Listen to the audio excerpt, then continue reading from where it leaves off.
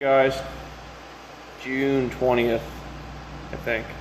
Yeah, Wednesday. And I guess it's finally time I do an update. Got a haircut.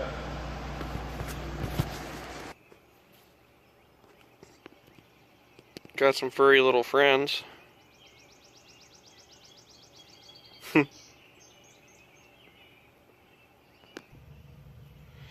So the first big update is I'm getting married in 4 days. Getting married on Sunday, which that's crazy. So yeah, getting taken off the market officially, I guess. So yeah, that's big change. Hopefully gonna be actually starting truck shopping soon, because as you guys know, I had that big brown 2500 ugly as fuck Chevy, which I did like it, but it was getting to the point where it was going to need a whole bunch of work, and I just really didn't feel like doing it, so I put a little bit of work into Old Blue to get him back on the road. But Old Blue is not so good himself, and it's time for me to get another 2500 at least, because yeah, I do a lot. I do a decent amount of hauling, and I'm getting to fix a lot of like customers' tractors and stuff, and it'd just be nice to have something that can put up with it. So anyway, let's talk about some tractors. There's the diesel wide frame Cub, still working good. I haven't really used it other than putting it around since plow day. There's the Troy-Bilt Super Bronco that I just picked up. I bought it pretty cheaply. The guy thought the transmission was broke. Turns out it just needs two drive belts, and the valve cover gasket. Oh, and a gas cap. So yeah, I gotta fix that and resell that. I got a customer snowblower here that he claims the recoil wasn't working, but I can't get it to not work, so I don't know. I gotta call him, see what he wants to do with it. Yes, so on to other tractors. We're getting wet, cats. It's raining. The Farmall got some loving. New cylinder, new top link, new pins, new seat bushing and shock, and some other various parts. Here's the Jaundice Deere push mower. It needs a head.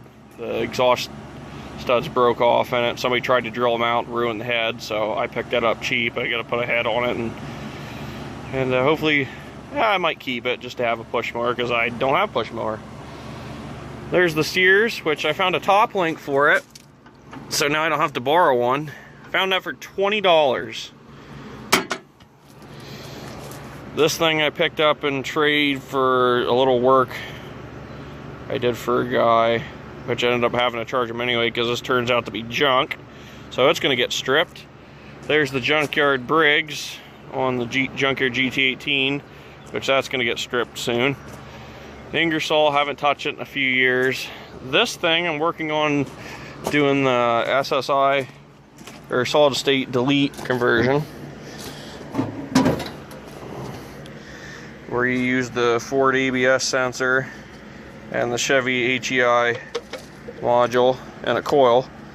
But unfortunately I screwed up the sensor, and I don't actually have the right plug.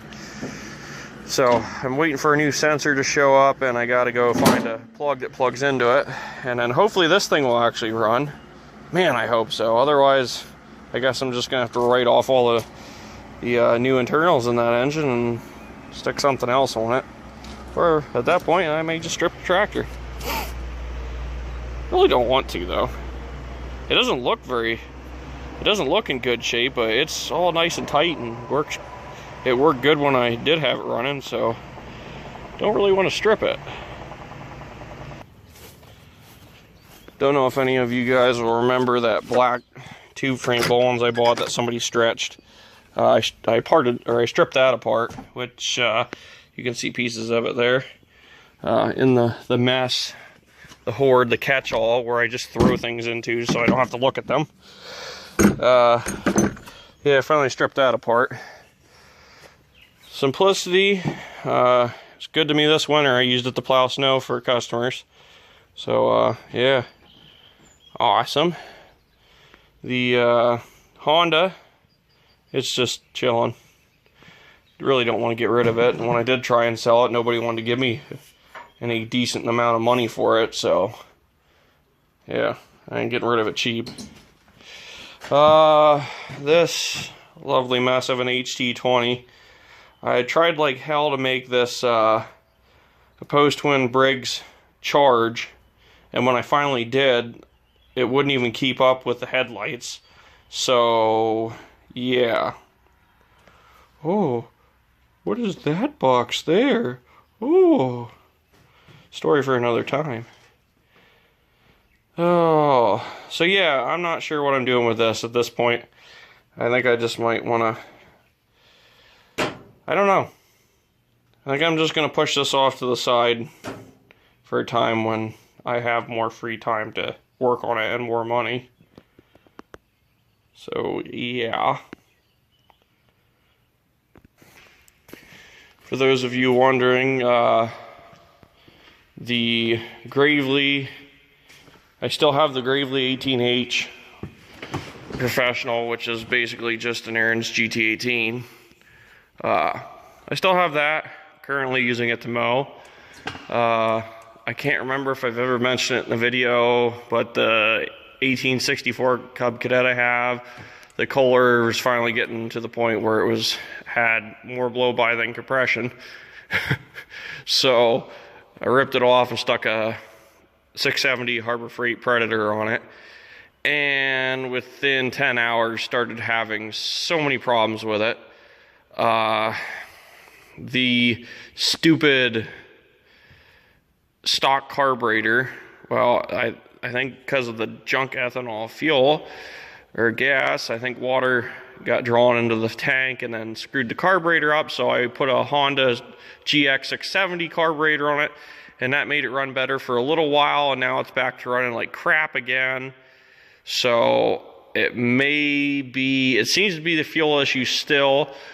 It may be the fuel pump. So I'm not sure what I'm going to do at this point, because I do have more of those two-cylinder Kubota diesels like what's on the wide frame Cub, and I'm contemplating sticking one of those on the 1864 Cub Cadet, because it is nice. It has power steering and all that, and it's really nice to cut the grass with. So I'm not sure whether I'm going to do that or mess with the Predator some more, because if I just write the Predator off, there goes $800. And if I got to write the Predator off and then the Tecumseh on the Bowlines, I can't make it work, then there's over $1,000. Yeah, I'm not so happy about that, but I'm determined to make that stinking Tecumseh work, because I didn't spend all that time and money rebuilding it just for it to not run. And it did run good when it was running. It's just one day,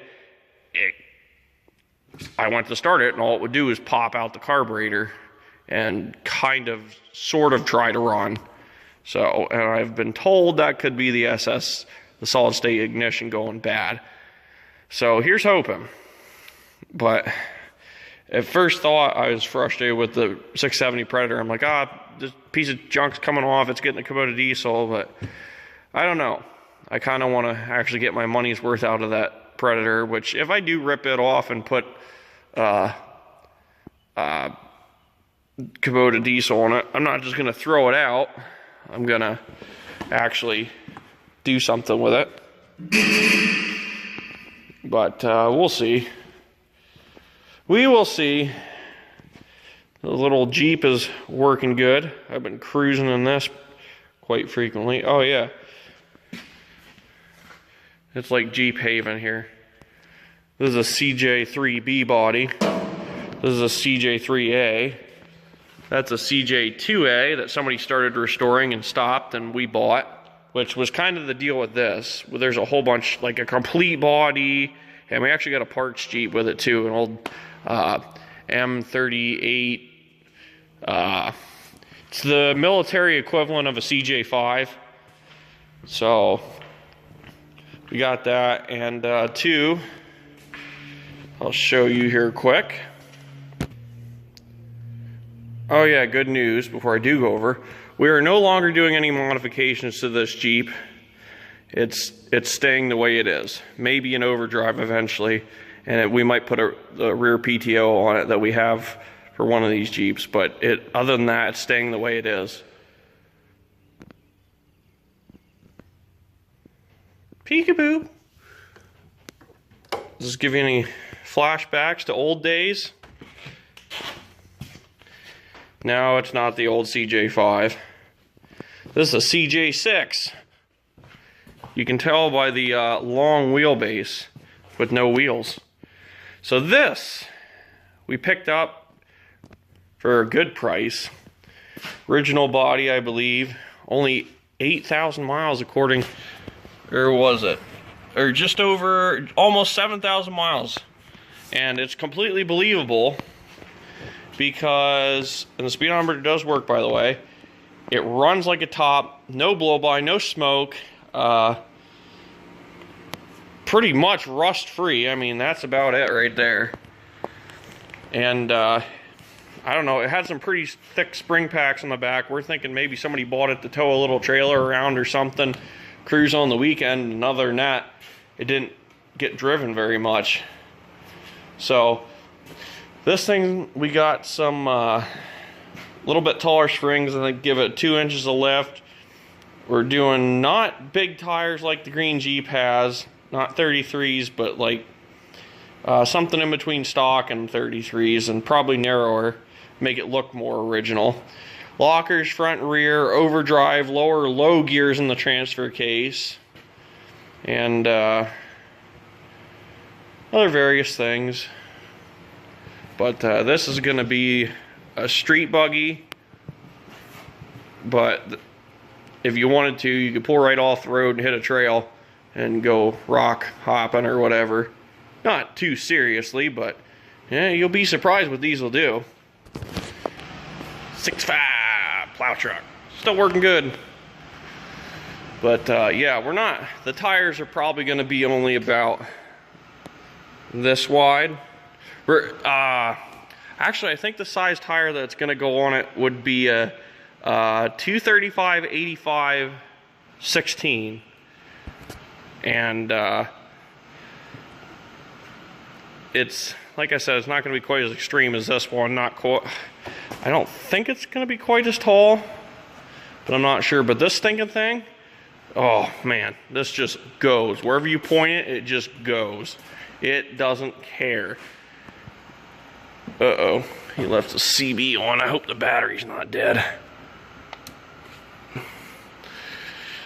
But yeah, so there's actually, we took this out last year. I haven't gone since last year, but we took this out to a local trail, like an off-road park, basically.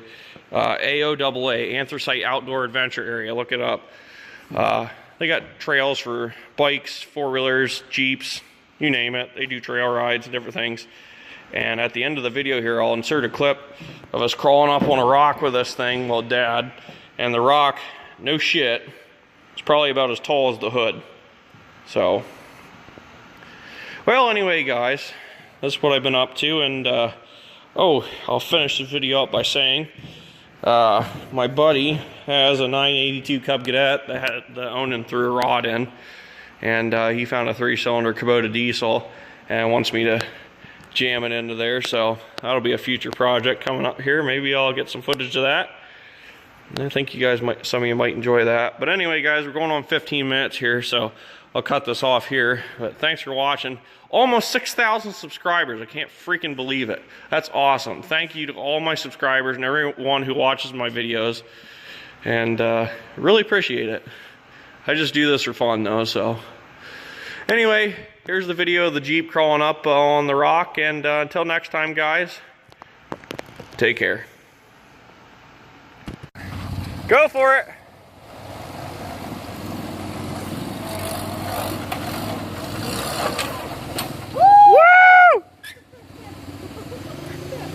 Well done, sir.